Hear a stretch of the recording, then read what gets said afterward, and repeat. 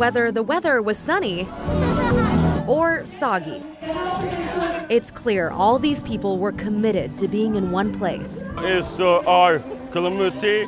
I feel so happy, excited. And it's a great day of pride for everybody. BuddyFest Northwest is in its 20th year, promoting inclusion and acceptance of people with Down syndrome.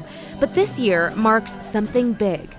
We need to have dreams. Dan Jarvis Holland's friend, Cody Sullivan, talked to him about college. In April, Sullivan became the first person with Down syndrome to graduate from college in Oregon. It's a really profound moment. If we can show that future, we're changing futures. She would know Cody's success inspired Angela Jarvis Holland's son, Dan, to go to college himself. I love my friend Cody.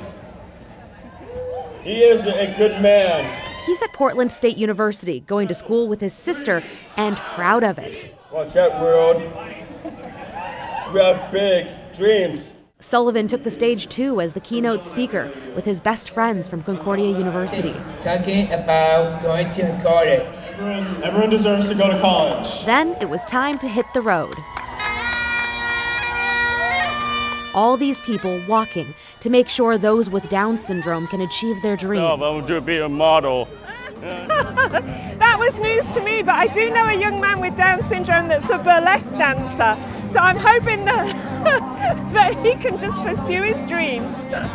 In North Portland, Christine Pitawanich, KGW News.